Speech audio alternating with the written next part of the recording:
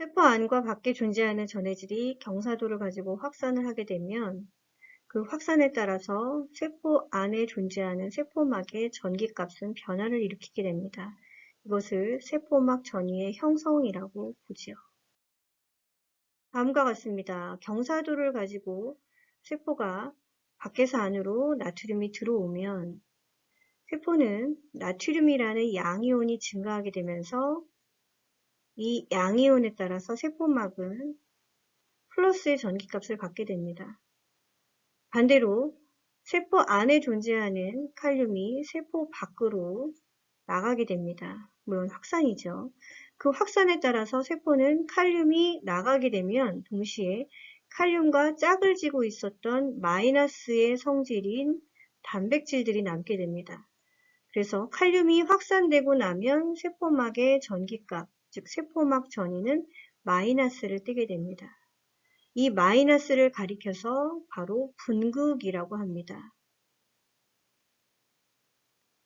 그럼 반대로 그림에서 보는 것처럼 나트륨이 들어와서 나트륨이라는 양이온이 세포막에 쭉 증가를 하게 되면 이렇게 분극을 띠고 있는 현상이 양이온과 짝을 져서 분극이 사라지게 됩니다. 그럼 세포 밖에서 안으로 들어오는 나트륨이 보이는 현상은 분극을 사라지게 만드는 현상이니까 그것을 가리켜서 그렇죠. 탈분극이라고 설명을 할 수 있습니다. 탈분극. 자, 분극과 탈분극의 의미를 잘 기억하시길 바랍니다. 먼저 칼륨이 확산되고 난 다음에 세포막은 분극을 형성합니다. 이 분극은 세포에게 있어서 굉장히 안정 상태라고 볼 수 있습니다. 그런데 이 상태에서 나트륨의 경사도를 가지고 나트륨이 밖에서 안으로 들어오게 되면 세포는 다시 양이온을 찾아가면서 이 양이온은 세포 안에 있는 마이너스 이온과 짝을 져서 혼자 남아있는 마이너스를 사라지게 만들죠. 그래서 그 현상이 분극이 사라진다고 해서 그렇죠. 탈분극이라고 합니다. 그러면 분극이 안정상태라면 탈분극은 세포 안의 전기적인 활성화 현상이라고 보기 때문에 이것을 흥분 현상이라고 이야기합니다. 좀 전에 봤던 PPT에 흥분성 세포에 대한 이야기를 했습니다. 즉, 이 흥분성 세포는 세포가 나트륨이 들어와서 일어나는 탈분극에 의해서 전기적인 신호가 형성되고 그로 인해 세포 안에 어떤 특별한 기능을 하기 때문에 흥분성 세포라고 명명하는 것입니다. 그렇다면 이 탈분극은 세포에게 있어서 매우 중요한 현상이지만 중요한 건 이 탈분극은 계속해서 오랜 동안 유지할수록 세포는 그 기능을 끊임없이 하는 거기 때문에 우리가 세포막의 물질 이동으로 본다면 탈분극을 보인 다음에 다시 빠르게 되돌아가는 현상을 꼭 가져야 한다는 것입니다.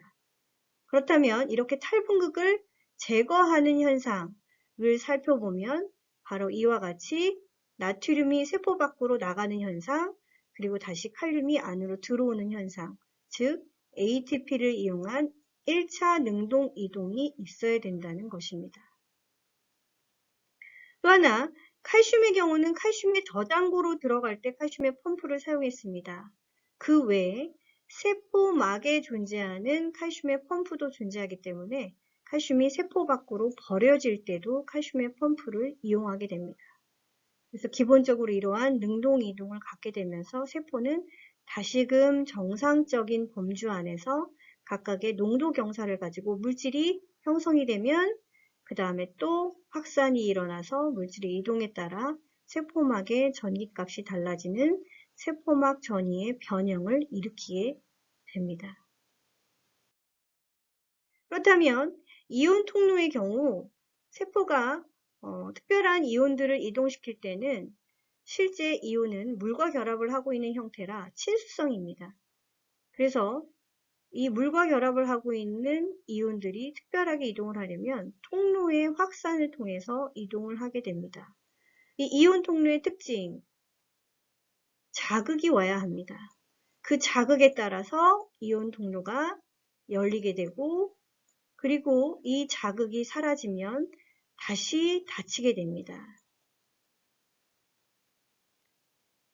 이온 통로를 열 수 있는 여러 개의 자극들이 있습니다. 그 자극에 따라서 이온 통로의 이름은 다르게 명명합니다. 첫 번째, A와 같은 경우 막전이 의존성, 세포막의 전기값에 자극이 와서 그것에 의존적으로 이온 통로가 이렇게 열리는 현상입니다. 또 하나, 이 세포막을 이루고 있는 이온 통로에 특별한 수용기가 있다면 그 수용기에 화학물질이 와서 붙게 되면서 물질이 결합해서 이와 같이 이온 통로가 열리는 현상이 발생합니다. 세포막 안쪽에 존재하는 인산기가 자유롭게 있다가 이 인산기가 세포막에 가서 붙게 됩니다. 이 현상을 인산화된다라고 하죠. 그럼 인산화에 따라서 열리게 되는 이온 통로를 인산화 작동성 이온 통로라고 말하고 물리적인 변화에 의해서 기계적인 자극에 의해 이온 통로가 이렇게 벌어지는 형태로 열리면 이것을 기계작동성 이온 통로라고 말할 수 있습니다.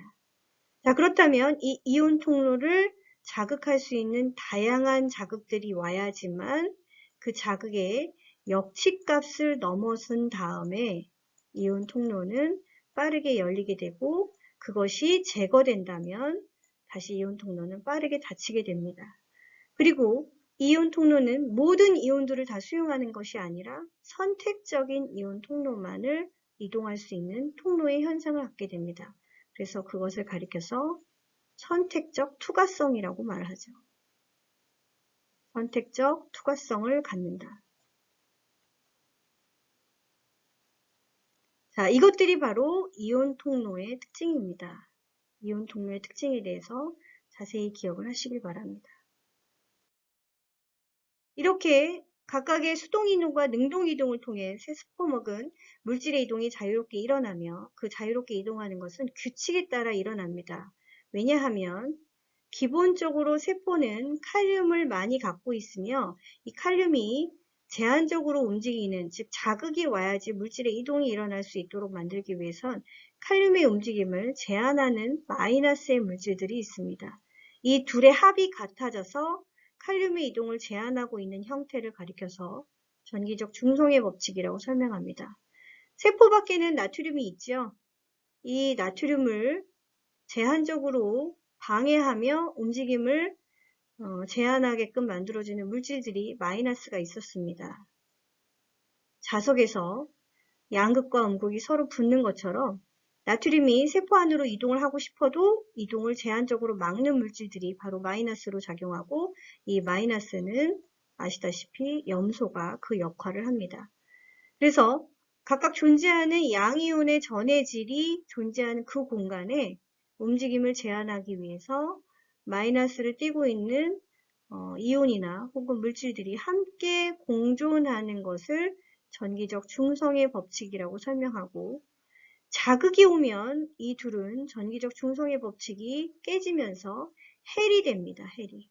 자극에 의해서 헬이 되는 거죠. 헬이 됐을 때 가장 적극적으로 움직이는 물질은 바로 양이온의 물질입니다. 그래서 이 양이온의 물질 중에 세포 밖에 존재하는 나트륨이 확산을 통해 안으로 들어갈 수 있게 되고 또한 칼륨은 나갈 수 있게 됩니다. 자, 이때 나트륨이 세포 밖에서 안으로 들어오면 세포막의 전기값은 그렇죠. 탈분극이 되는 거고요. 세포 안에 존재하는 칼륨이 세포 밖으로 나가면서 마이너스를 남기니까 이것은 다시 분극이라고 설명할 수 있는 것입니다.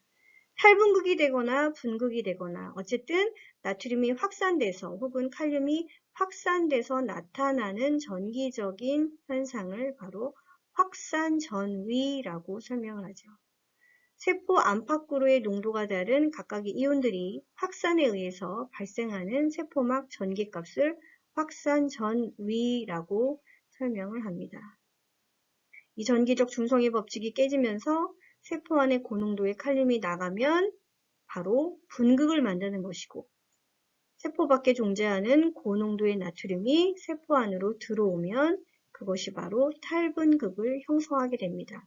그러면 이 분극과 탈분극은 무한정 일어날까요? 아니죠. 언제 멈출까요? 평형 전이에 도달할 때, 즉 이들이 평형 상태를 유지할 때 멈추게 되어 있습니다. 세포막은 칼륨에 대한 투과성이 있습니다. 칼륨을 붙잡고 있는 마이너스의 물질이 있지만 실제 이 둘의 움직임은 같지 않습니다. 세포막이 칼륨에 대해 투과성이 있기 때문에 세포막 바깥쪽에 비해 세포 안에 칼륨의 농도가 높아서 확산하려고 합니다. 하지만 세포 안에 마이너스 물질, 음이온이나 혹은 단백질의 물질이 이를 방해하게 되죠. 그래서 나가지 못하도록 이 두 힘 간의 평형을 이루면서 물질 이동이 일어나지 않을 때 그 세포막이 갖는 전기값을 칼륨의 평형전이라고 합니다. 평형전이는 각 이온의 세포 안팎으로의 농도 경사에 의해 결정됩니다. 이온의 농도 경사를 위해서는 그 전에 나트륨 칼륨 펌프 작용이 먼저 작동을 했다는 것을 기억해야 합니다. 세포막은 나트륨에 대해 또 특화성이 있습니다. 세포 안에 비해서 세포 밖의 나트륨의 농도가 고농도죠. 그래서 세포 안으로 들어가려고 할 때에 세포 밖의 마이너스의 물질, 즉 여기서는 클로라이드, 염소입니다. 그 염소가 이를 방해하면서 이 두 힘 간의 평형을 이루면서 물질 이동이 일어나지 않고 제한적이 될 때, 이때 형성되는 세포막의 전기값을 나트륨의 평형전이라고 합니다. 이러한 평형전이의 크기는 네른스트에 의해 계산되는데, 이 네른스트에 의해서 계산되는 공식을 네른스트 방정식이라고 설명합니다. 즉 세포 안의 칼륨의 농도, 세포 밖의 나트륨의 농도, 각각의 이 안팎의 농도의 차이를 가지고 이 방정식을 통해 나트륨의 평형전이와 칼륨의 평형전이를 계산해 볼 수가 있습니다. 이로써 세포막의 물질 이동을 통한 항상성의 두 번째 과정을 마쳤고요. 그리고 이 다음에는 이 내용들을 이용해서 또 다음 과제의 수업을 진행하도록 하겠습니다.